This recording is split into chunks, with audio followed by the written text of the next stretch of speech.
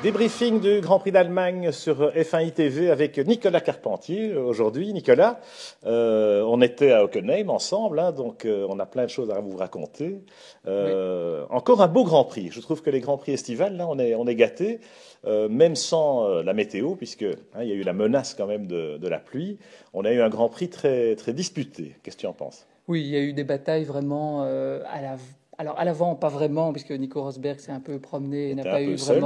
vraiment d'adversaire. Par contre, on a eu des très belles bagarres avec Alonso et Ricciardo. On en a eu aussi entre Alonso et Vettel un peu avant. Mais je trouve qu'aussi la remontée d'Hamilton a donné un peu de piment et c'est sûr qu'on aurait aimé les voir se battre entre eux, mais Hamilton a aussi un peu assuré le spectacle, parfois en étant un peu limite. Oui, il y a quand même eu des dépassements, hein, des triplés au freinage de l'épingle, un petit peu bousculé le pauvre Kimi qui a vu virevolter quelques petits morceaux d'aileron avant. Lewis aussi a perdu hein, un petit élément aérodynamique à l'aileron avant, sans quoi on pense qu'il aurait sans doute pu venir chercher la deuxième place. Oui, je pense que Lewis il a remonté quand même 17 places, ce qui est quand même extraordinaire. Par contre, c'est dommage qu'il ait touché Button parce que on peut penser qu'avec un aileron avant non endommagé, donc avec plein d'appui, il aurait pu se rapprocher un peu plus de Bottas et le dépasser. C'est ce que Rob Smellmay de Williams expliquait. Si Hamilton avait eu son aileron, il aurait pu se rapprocher vraiment et peut-être passer Bottas. Bon, ce sont des suppositions. Mais il faut quand même dire aussi que Lewis n'est pas vraiment verni, je trouve, cette saison. On voit C'est vrai. en Australie, il y a une pièce de caoutchouc qui brûle. Puis au Canada, les freins explosent. Ce sont les siens et pas Rosberg. Et puis ici en Allemagne, encore un problème avec les freins. Alors c'est sûr qu'il a changé de manufacturier. Padillo, que j'ai rencontré ce week-end, m'expliquait qu'en fait, Lewis, vendredi, était en carbone industrie comme Nico Rosberg et il a constaté qu'il était trop lent dans le virage numéro 2. Et c'est à partir de là qu'il a dit « moi je veux des Brembo ». Alors, c'est pas un choix qui est tout à fait exagéré. Lewis connaît son métier. Par contre, je trouve qu'on est passé assez près d'une catastrophe parce que des freins à disque qui explosent comme ça, en pleine ligne droite, ça aurait pu être bien plus grave. C'est très intéressant ce que tu dis, parce que j'ai entendu ça nulle part. Donc, il était en carbone industrie, et le passage au Brembo s'est fait, quoi, samedi, Ça s'est fait samedi. avant la qualif? Avant les qualifications, on a monté les carbones Donc, industrie. pour les qualifs uniquement, Pour les qualifs pas uniquement. pour les essais libres. Non, pas Ah oui, pour les donc essais il a libres. vraiment découvert en Q1 la voiture avec les Brembo. Tout à fait. Et donc, ce qui est intéressant aussi, c'est que ils ont changé seulement les freins avant, mais donc avant les essais libres. Alors, on sait qu'il y a eu une menace de réclamation de Red Bull, de Ferrari, parce qu'en fait, on a changé donc les disques de Lewis. Normalement, ça veut dire que le couvre-feu Et n'est franchi, pas enfin, oui, n'est respecté, pas respecté. et donc normalement, il aurait dû partir de la pit lane. Mais ce qui est pire encore, c'est qu'on a aussi changé les Brembo de Nico Rosberg. Ce qu'on ne sait pas. Parce En que Rosberg général, était aussi en Brembo.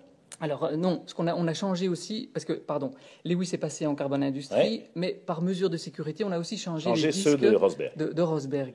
Et donc, évidemment, on peut comprendre que les autres écuries tirent un peu la langue, mais je trouve que le règlement devrait prévoir des cas où, si la sécurité est en jeu, eh bien alors on peut faire certaines modifications, mais on connaît le cynisme des écuries, elles seraient prêtes à, évidemment, invoquer la sécurité pour plein de raisons. Alors, le championnat, Rosberg qui gagne à domicile et qui a cette espèce de semaine magique, hein, on ne va pas revenir sur tout ce qui lui est arrivé. 14 points d'avance, ça lui permet d'aborder Budapest avec sans doute un capital confiance renforcé, alors que Lewis est dans le rôle du chasseur et la course-poursuite va peut-être durer jusqu'à la fin de la saison. Oui, alors moi, ce que je me dis, c'est que être dans la position du chasseur depuis la première course, ça doit quand même être pas évident. Et on voit Rosberg, dont la croissance croît, elle n'arrête pas de croître. Et chaque fois que Lewis revient, se rapproche, il y a un incident technique qui l'oblige à recommencer tout.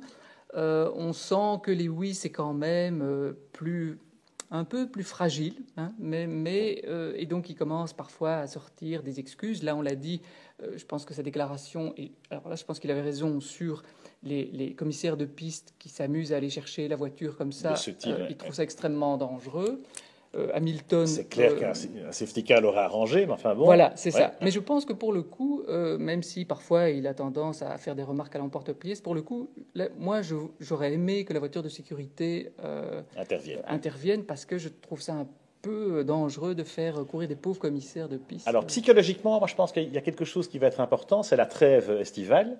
Et le fait, le résultat de la Hongrie ce week-end, en réalité, va être important. Voilà, si c'est Lewis qui bat Nico, il va se dire, ça y est, c'est bon, je suis reparti, je suis revenu dans le parcours. Si, en revanche, c'est de nouveau Rosberg qui l'emporte, Lewis risque de passer des vacances un peu plus difficiles. Oui, je pense, et comme il a déjà tendance à gamberger et tout ça, le fait qu'il puisse pas remettre les choses à niveau 15 jours après, comme d'habitude, là, ça va peut-être pas être très judicieux pour lui. Je voudrais juste faire une petite remarque aussi parce que Hamilton a de la malchance, il y en a un autre qui a de la malchance, c'est Felipe Massa. Voilà, alors chez Williams, justement, on a Bottas qui nous aligne 3 podiums d'affilée, qui fait 0 faux et qui est vraiment bluffant en qualif comme en course, parce qu'il est quand même devant Massa en qualif, hein, rappelons-le. Et Massa qui a la malchance. Alors la malchance, oui, mais c'est quand même toujours à lui que ça arrive. Et j'aime beaucoup Felipe, mais dans ce cas-ci, franchement, Magnussen, je vois pas très bien où il aurait pu aller, quoi.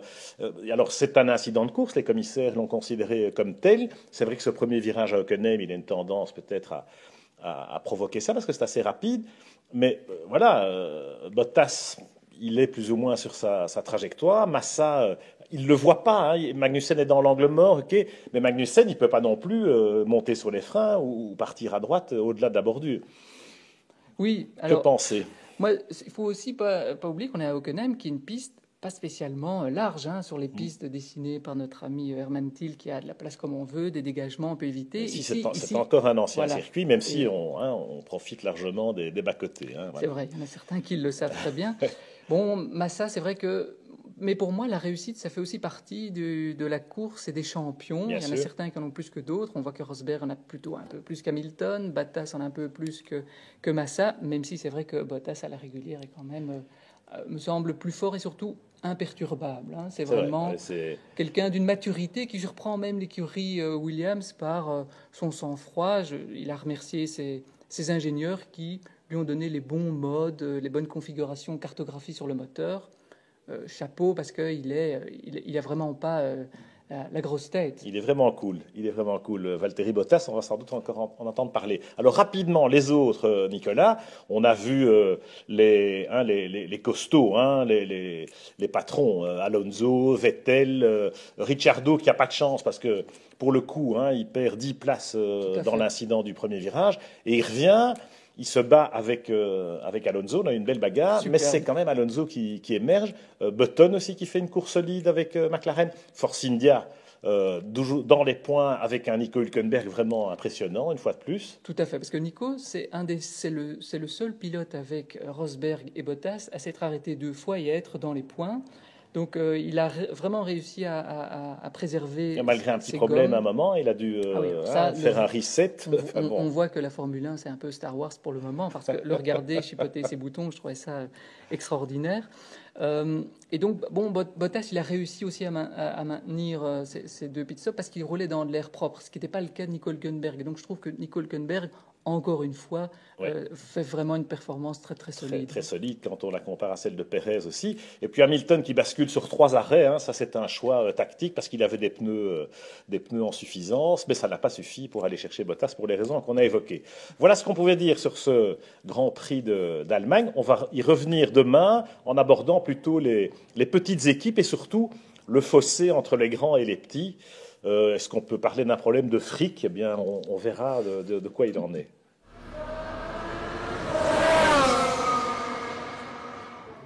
Alors là, on fait un petit stop avant de recommencer l'autre.